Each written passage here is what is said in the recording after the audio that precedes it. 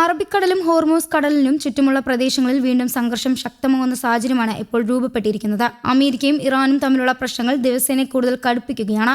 ഏറ്റവും പുതിയ സംഭവമായി ഒരു ഇറാനിയൻ ചരക്ക് കപ്പൽ അമേരിക്ക സേന വെടിവെച്ച് പിടിച്ചെടുത്ത സംഭവം വലിയ ചർച്ചയായി മാറിയിരിക്കുകയാണ്. ഈ സംഭവത്തിന്റെ വീഡിയോയും വിശദാംശങ്ങളും അമേരിക്കൻ സൈന്യം പുറത്തുവിട്ടതോടെയാണ് കാര്യങ്ങൾ കൂടുതൽ വ്യക്തമായത്. ഇറാനിയൻ പതാകയുമായി സഞ്ചരിച്ചിരുന്ന തൗസിക് എന്ന ചരക്ക് കപ്പലാണ് അമേരിക്കൻ നാവികസേന തടഞ്ഞത്.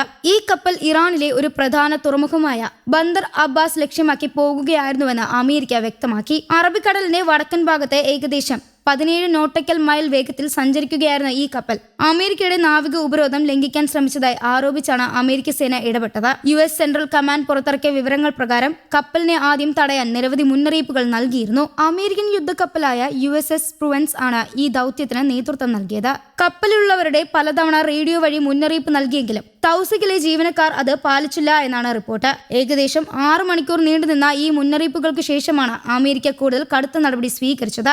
അവസാനം കപ്പലിന്റെ എഞ്ചിൻ റൂം ഒഴിയാൻ നിർദ്ദേശം നൽകി. അതിനുശേഷം 5 ഇഞ്ച് MK-45 ഗൺ ഉപയോഗിച്ച് കപ്പലിന്റെ എഞ്ചിൻ ഭാഗത്തേക്ക് വെടിയുതിർക്കുകയായിരുന്നു. ഇതോടെ കപ്പലിന്റെ പ്രൊപ്പൽഷൻ സംവിധാനം പ്രവർത്തനരഹിതമായി. അതായത് കപ്പൽ മുന്നോട്ട് പോകാൻ കഴിയാത്ത അവസ്ഥയായി. ഇതിനു പിന്നാലെ അമേരിക്കൻ മറൈൻ സൈന്യം കപ്പലിൽ കയറി നിയന്ത്രണം ഏറ്റെടുത്തു. ഹെലികോപ്റ്ററിലൂടെ എത്തിയ മറൈൻ സംഘം കപ്പലിൽ ഇറങ്ങി അത് പൂർണ്ണമായും അമേരിക്കയുടെ കസ്റ്റഡിയിലാക്കി. USS ട്രിപ്പോളി എന്ന കപ്പലിൽ നിന്നാണ് ഈ ഹെലികോപ്റ്റർ സംഘം പുറപ്പെട്ടത്. ഈ ദൃശ്യങ്ങളും അമേരിക്കൻ സൈന്യം പുറത്തുവിട്ടിട്ടുണ്ട്. ഈ മുഴുവൻ ദൗത്യം വളരെ പ്രൊഫഷണലായാണ് നടത്തിയതെന്ന് അമേരിക്ക അവകാശപ്പെട്ടു. നാവിക ഉപരോധം ആരംഭിച്ചതിനു ശേഷം ഇതുവരെ 25 കപ്പലുകളെ തടഞ്ഞിട്ടുണ്ടെന്നും അവർ അറിയിച്ചു. ഇത് അവരുടെ സുരക്ഷാ നടപടികളുടെ ഭാഗമായെന്നാണ് വിശദീകരണം. എന്നാൽ ഈ നടപടിയെ ഇറാൻ ശക്തമായി എതിർക്കുകയാണ്. ഇറാന്റെ സൈനിക കമാൻഡ് വിഭാഗമായ ഖത്തം അൽ അൻബിയ അമേരിക്കയുടെ നടപടി വെടിനിർത്തൽ കരാർ ലംഘിക്കുന്നതാണെന്ന് ആരോപിച്ചു. ഒരു സാധാരണ വാണിജ്യ കപ്പലിന് നേരെ വെടിവെച്ചത് അംഗീകരിക്കാൻ കഴിയില്ല എന്ന് അവർ പറഞ്ഞു. ഇറാൻ ഇതിനോട് ശക്തമായ തിരിച്ചടിക്ക് നൽകുമെന്നും മുന്നറിയിപ്പ് നൽകിയിട്ടുണ്ട്. ചൈനയിൽ നിന്ന് വരികയായിരുന്ന കപ്പലാണ് അമേരിക്ക പിടിച്ചെടുത്തതെന്നും ഇറാൻ വ്യക്തമാക്കി. ഇതോടെ ഈ വിഷയത്തിൽ ചൈനയും പരോക്ഷമായി ബന്ധപ്പെട്ടിരിക്കാമെന്ന സൂചനകളും ഉയർന്നു. ചൈനയുടെ പേര് ഈ സംഭവത്തിൽ വരുന്നത് അന്താരാഷ്ട്ര തലത്തിൽ കൂടുതൽ ശ്രദ്ധ നേടുന്നു.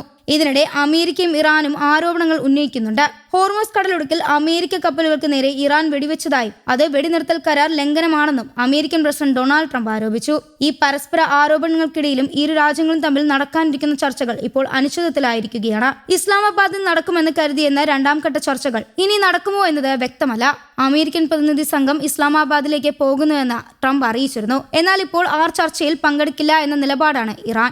അമേരിക്കയുടെ ആവശ്യങ്ങൾ യുക്തിയില്ലാത്തതും പലപ്പോഴും മാറിക്കൊണ്ടിരിക്കുന്നതാണെന്നാണ് ഇറാന്റെ ആരോപണം. ഇറാന്റെ ഔദ്യോഗിക വാർത്താ ഏജൻസി റിപ്പോർട്ട് ചെയ്തതനുസരിച്ച് അമേരിക്കയുടെ നാവിക ഉപരോധവും ഭീഷണിപ്പെടുത്തുന്ന പ്രസ്താവനകളും ചർച്ചകൾക്ക് തടസ്സമായി നിൽക്കുകയാണെന്നാണ്. ഇതുകൊണ്ടാണ് അവർ ചർച്ചയിൽ നിന്ന് മാറി നിൽക്കുന്നത്. അതേസമയം പാകിസ്ഥാൻ ഈ ചർച്ച നടക്കുമെന്ന പ്രതീക്ഷയിൽ തന്നെ മുന്നൊരുക്കങ്ങൾ പൂർത്തിയാക്കി കഴിഞ്ഞിട്ടുണ്ട്. സുരക്ഷാ ക്രമീകരണങ്ങൾ ശക്തമാക്കിയിട്ടുണ്ട്. നഗരത്തിൽ ലോക്ക്ഡൌണിനോട് സമാനമുള്ള നിയന്ത്രണങ്ങളാണ് ഏർപ്പെടുത്തിയിരിക്കുന്നത്. അമേരിക്കൻ പ്രതിനിധി സംഘം എത്തുന്നതിന് മുമ്പ് തന്നെ അമേരിക്കയുടെ ഗ്ലോബൽ മാസ്റ്റർ വിമാനങ്ങൾ പാകിസ്ഥാനിൽ എത്തിയതായി റിപ്പോർട്ടുകളുണ്ട്. ഇതോടെ ചർച്ചകൾ നടക്കുമെന്ന പ്രതീക്ഷ ഇപ്പോഴും പൂർണ്ണമായും അവസാനിച്ചിട്ടില്ല. ഇതിനിടെ പാകിസ്ഥാന്റെ നേതാക്കൾ ഇടപെടൽ ശക്തമാക്കിയിരിക്കുകയാണ്. പാകിസ്ഥാൻ പ്രധാനമന്ത്രി കൂടാതെ സൈനിക മേധാവികളും ഇറാനെ ചർച്ചയ്ക്കെത്തിക്കാൻ ശ്രമിക്കുന്നതായി റിപ്പോർട്ടുകൾ പറയുന്നു. സംഘർഷം കുറയ്ക്കാൻ അവർ സജീവമായി ഇടപെടുന്നു എന്നാണ് വിവരം. ഇപ്പോൾ ഈ പ്രദേശത്തെ സ്ഥിതി വളരെ സംഘർഷപൂർവ്വമാണ്. ചെറിയൊരു സംഭവത്തിൽ നിന്ന് ആരംഭിച്ച പ്രശ്നം വലിയ സംഘർഷത്തിലേക്ക് വളരുന്ന അവസ്ഥയിലാണ്. കപ്പൽ പിടിച്ചെടുക്കൽ, വെടിവെപ്പ്, പരസ്പര ആരോപണങ്ങൾ ഇവയെല്ലാം ചേർത്ത് സ്ഥിതിഗതികൾ കൂടുതൽ സങ്കീർണമാക്കുന്നു. സാധാരണ ജനങ്ങൾക്ക് ഇത് ദൂരെയുള്ള ഒരു സംഭവമായി തോന്നുമെങ്കിലും ഇതിന്റെ പ്രതിഫലനം ലോകമെമ്പാടും അനുഭവപ്പെടും. എണ്ണവില ഉയരുക, വ്യാപാരത്തിൽ തടസ്സങ്ങൾ ഉണ്ടാകുക, സുരക്ഷാ ആശങ്ക വർദ്ധിക്കുക എന്നിവയൊക്കെ ഇതിന്റെ ഫലമായിരിക്കും. ഇനി എന്താണ് സംഭവിക്കുക എന്നത് വ്യക്തമല്ല. എന്നാൽ ഒരു കാര്യം ഉറപ്പാണ്, അമേരിക്കയും ഇറാനും തമ്മിലുള്ള ഈ സംഘർഷം അടുത്ത ദിവസങ്ങളിൽ ലോകം മുഴുവൻ ശ്രദ്ധയോടെ കാണുന്ന ഒരു വിഷയമായിരിക്കും. സമാധാനപരമായ പരിഹാരം ഉണ്ടാകുമോ അതോ സ്ഥിതി കൂടുതൽ വഷളാകുമോ എന്നത് കാത്തിരിക്കേണ്ടി വരും. News desk Kerala Kaumudi.